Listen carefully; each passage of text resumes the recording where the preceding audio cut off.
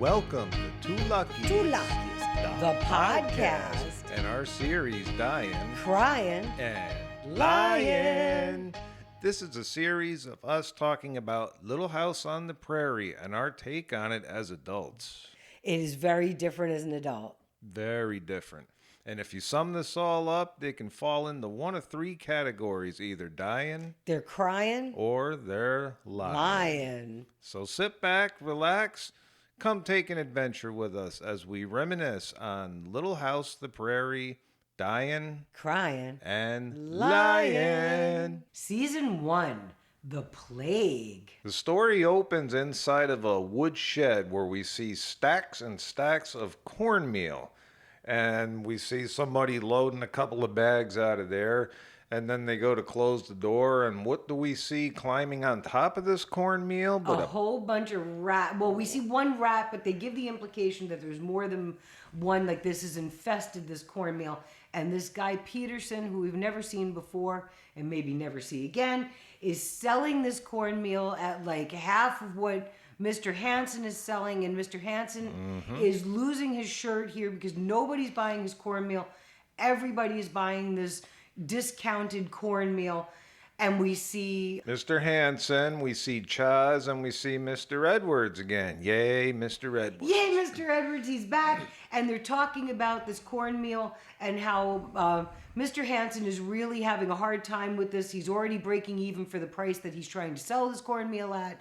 He's unable to go lower on the price. He's hoping this Peterson guy just runs out of this cornmeal. But this was a pretty full-looking like warehouse thing or whatever storage thing whatever that he this had. shed was, it's full. So and Mr. Edwards is looking to go pick up some of this cornmeal, and Pa says helpfully, well, it's all the same when it comes out of the oven. And now we're back at the little house and we're getting ready to find out where they're going. Oops, we're not at the little house. We're at the house of the guy who just bought the cornmeal for a discounted price.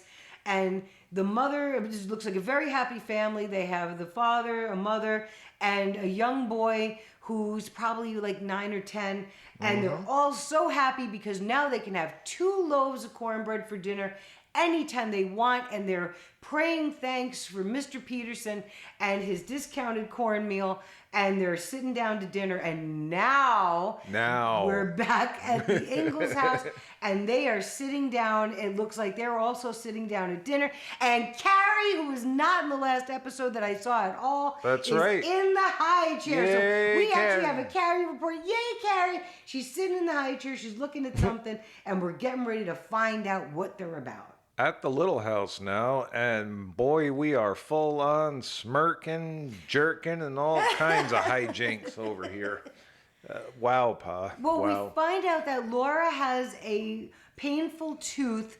Pa's telling her to eat her meat. She's got a painful tooth. So she sticks her finger in her mouth. He sticks his finger in her mouth. Then we get this whole PSA about how sugar is the worst thing for your teeth from Ma, and how candy is going to make your teeth fall out, and how Willie must have good teeth because he bit Mary, and Mary knew that's why he had good teeth because he bit her really hard.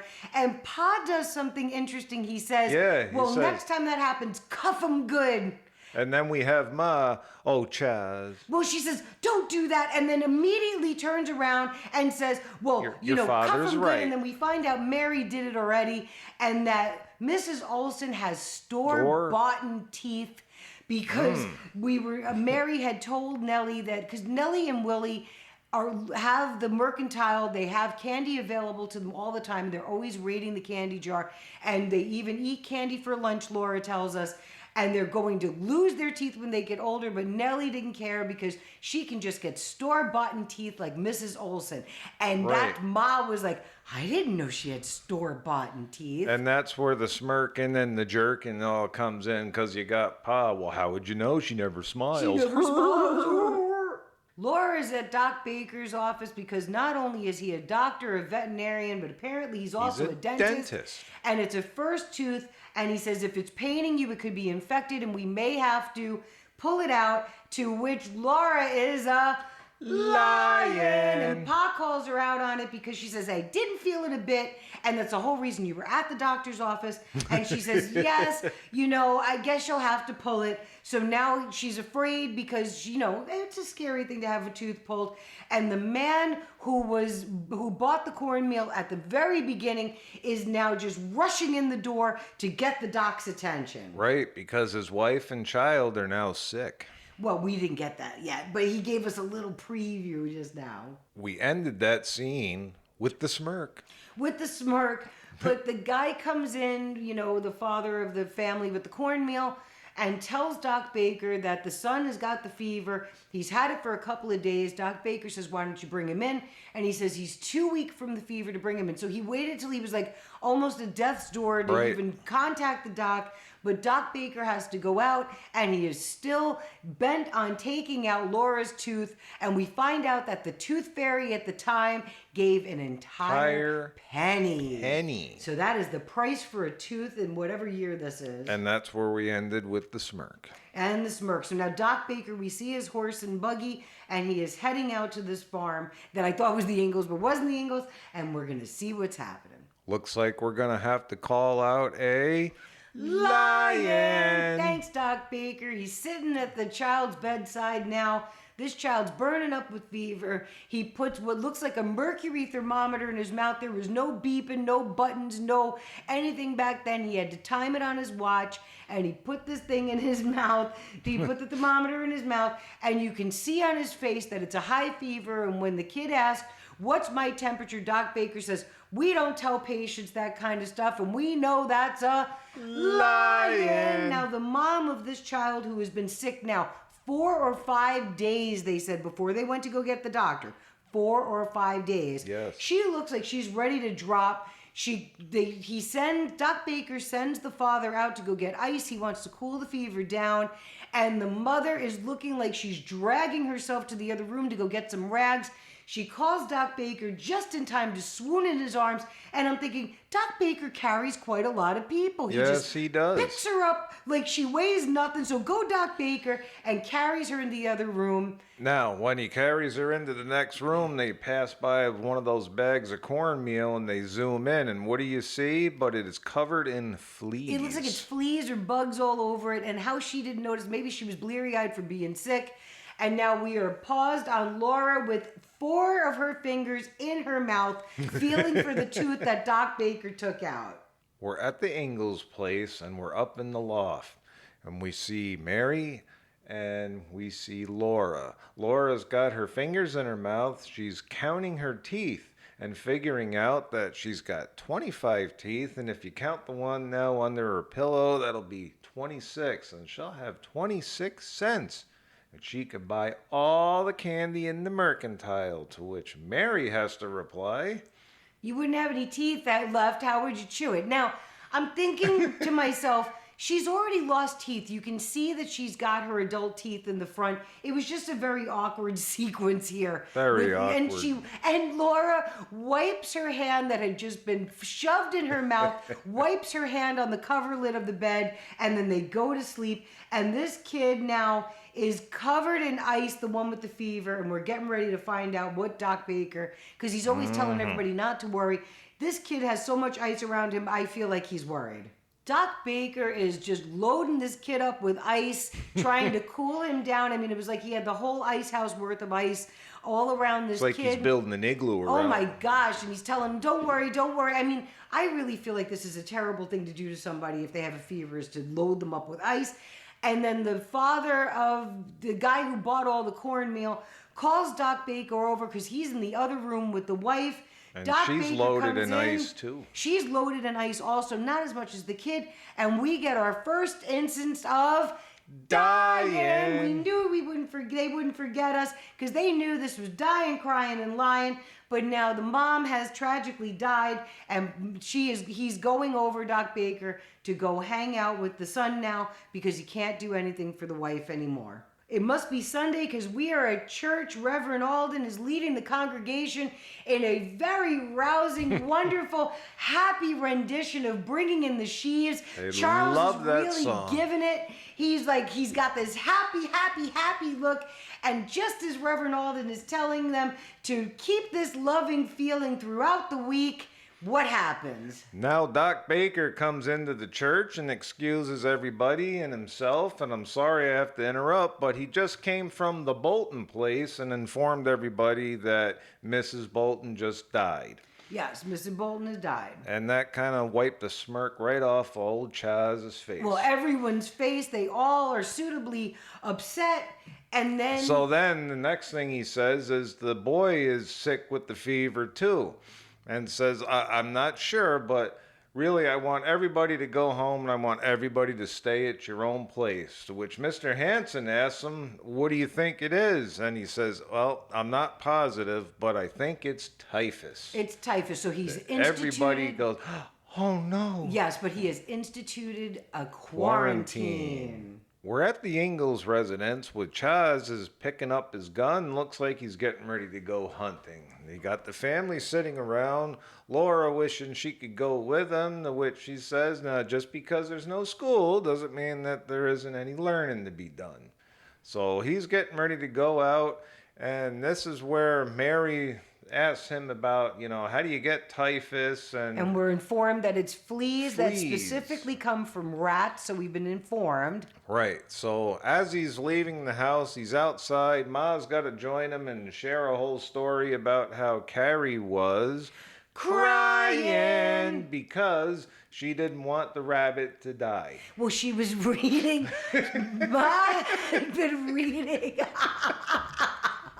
I know how that reading sounds. her story about rabbits, and this family eats rabbits for dinner. It's a popular thing to catch out in the woods, and they eat rabbits, and Carrie does not feel that they should be eating rabbits, so she was crying over the rabbits, and Pa is going out there, and this big wind is kicking up, and the funny thing about you saying the rabbit died is that years and years and years ago, the way that you found out that you were pregnant was they would do something or other to the rabbit with something that they took from you, and then if the rabbit died, you were pregnant. So that's what made us laugh. Go Chaz. Go Chaz! While Charles is hunting, he sees a team of horses pulling a wagon, and there's an older gentleman that is slumped over the front. The team is just kind of wandering aimlessly, and he stops the team, and he finds out that there's a woman in the back in the bed of the wagon, and this older man just has enough energy to say, Doc Baker, my wife, and he passes out, and now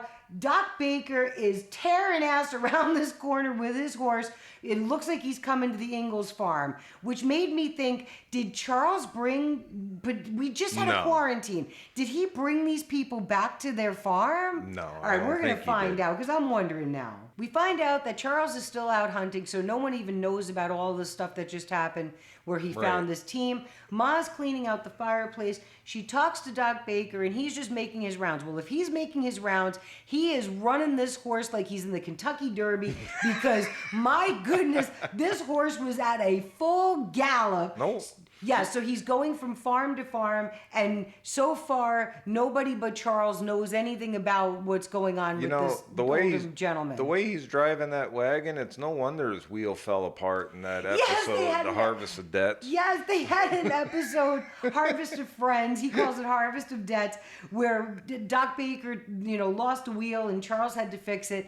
And yes, but we're back, I think, at Doc Baker's. We're back in town now. Doc Baker walks in to find Chaz and those two older people that he came across on the road. And yes, they are sick too. Doc does confirm, yes, this is typhus. Now they got an epidemic on their hands. So their grand plan is to turn the church into a hospital, and because the farms are just too far out.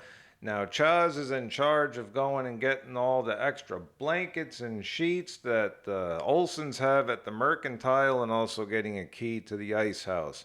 And then he also tells him to go home and tell his wife that he's going to be in town helping him, but he can't go near her because now he's infected, same as Doc. Well, he's been exposed, so now Charles... Right, exposed. Charles did help these people. He took very good care of them, actually. the elderly couple. He had them all under blankets. He had them all set up as much as he could. And now he is unable to go home because he's been exposed. Charles makes arrangement with Nels. Nels is actually very generous. You can have everything Very we have. generous. And he gets Nels, who's looking out down on him from an upper window, to go and bring all the stuff over to the church because he has to go home, Charles, so he could tell his family that he's been exposed and what's going on. And then we get Cryin. We knew they couldn't wait to get that Cryin in because they go in and out on Ma's face where she's trying to do that stiff upper lip, smiling, but she's crying all at the same Yes, time. she is. Laura's crying because now they realize that if Charles is exposed, he can be very sick soon or maybe not. They're not sure. They're all this uncertainty, and they may have just said their last hugging goodbye to Pa, but Well, they're not standing. a hug. They couldn't go near him. Well, no, when he left to go hunting, that may have Right. been the last, actual goodbye. But she's got that stiff upper lip while she's crying. So we have now Chaz and the Reverend Alden riding side by side down the road over to Doc Baker's, and Doc Baker greets him with, "Reverend, what are you doing here?" Yes, he calls him a fool. Reverend Alden says I'm in good company. And now they're setting it up. They have that older couple now are laying on the floor. And I was thinking they carry a lot of people, like Yeah. a lot of adults. Doc Baker had carried that other woman who passed away.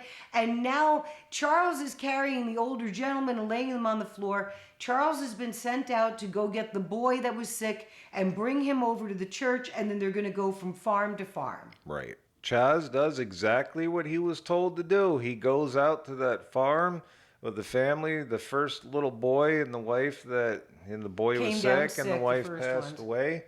He goes up to the house and there's nobody inside. He walks outside, looks up and sees the father and the son laying against this tree up on a hill. The father's cradling the son in his arms, and you can see from a distance that he's very pale. So he walks up there, and the father is obviously out of his mind because he says he's can't send the boy to school today because it's too nice a day. Meanwhile, it looks like 30-mile-an-hour winds whipping through. I mean, this entire episode, there have been sustained, very heavy winds going through. But that is going to bring us to our next Dyin. and also a Cryin. The We little made it boy. a low dying because the child just died in the episode who we know he's alive someplace, somewhere, hopefully for him.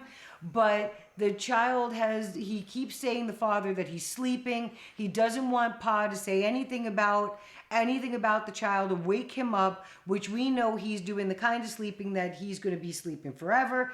And he tells Charles to tell Miss Beadle if he sees her that the child will not be in school. So the father was not aware, I guess, of the quarantine. I don't know Right. that Dr. No. Baker told him anything about it because there hasn't been school in He session told for Charles quite a while. before to go out and tell everybody about the hospital they made. So, no, he doesn't know anything about it. Yes, but they're hitting our categories, but it's a little kid and he was a dying. Chaz pulls up to Mr. Edwards' place, calls him out just to tell him, don't come any closer. He lets Right, him I've know been what's going exposed, on in yeah. town, how he's been exposed to typhus. And Edwards says, he can go help him. He's immune to fever, and Chaz says, no, we don't need your help. We want you to be safe. Well, and we find out that Mr. Edwards is making stew and some kind of thing with the cornmeal because earlier he had told us he was going to go buy that Right. cornmeal because it was a good deal.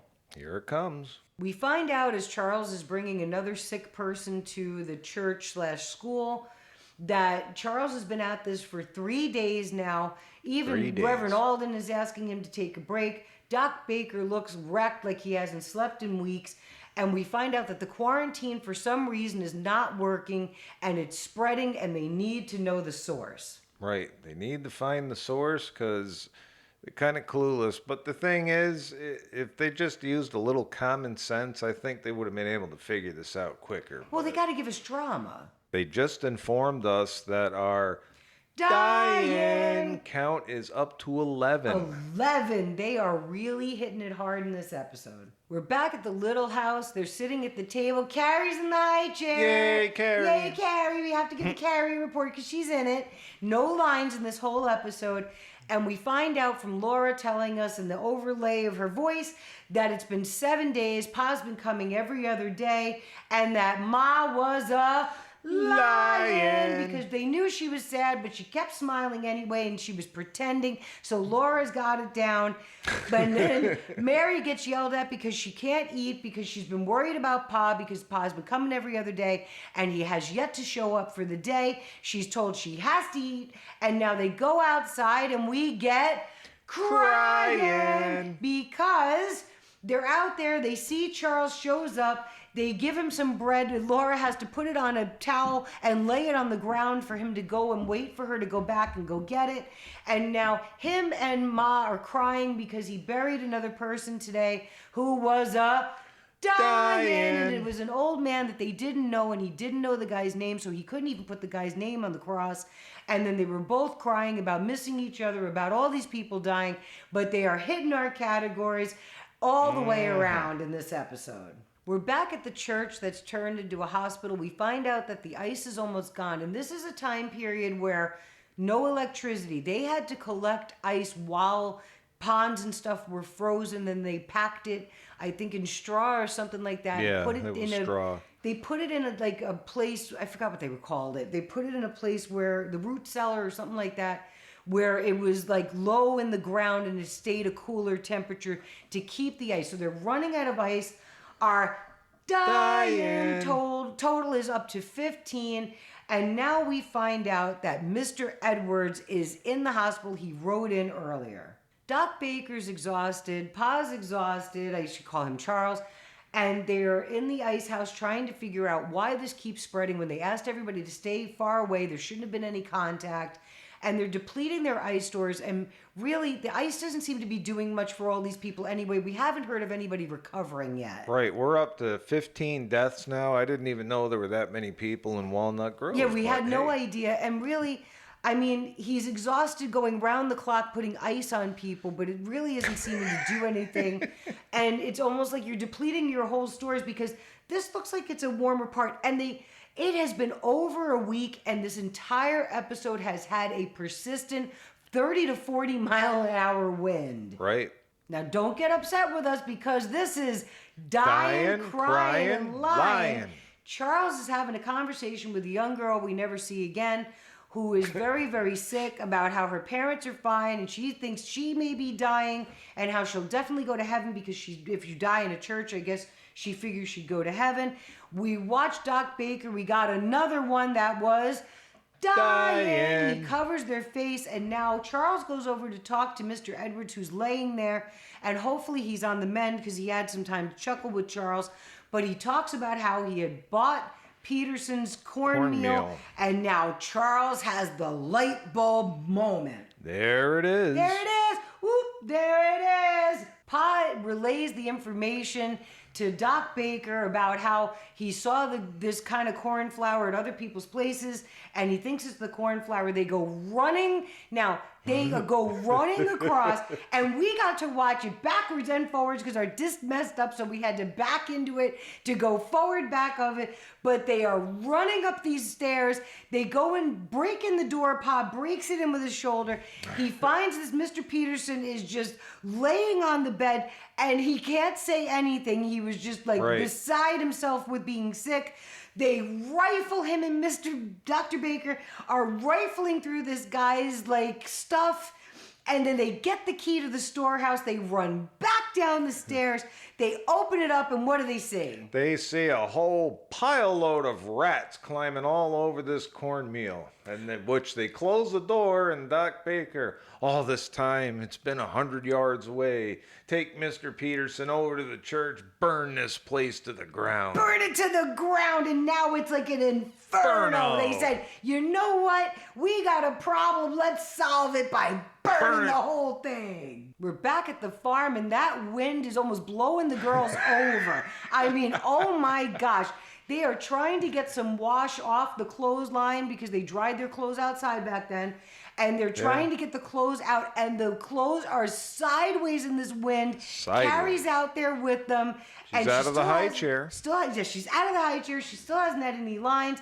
And then, Mary and Laura are like swinging back and forth, and this wind is like, what did they use for this wind?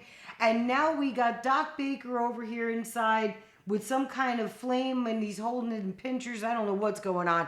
But my goodness, it has been a wind. Supposedly over a week has gone by, but Pa has proclaimed that it's over, and he's just going to stay in town for a few more days to let people get better and get them back to their homes. Turns out that Doc Baker was lighting in this big cast iron cauldron a thing of sulfur, which he said it's going to smell like rotten eggs, but it'll make it safe again in the church. Right. It's going to, I guess, get rid of all the fleas and what have you.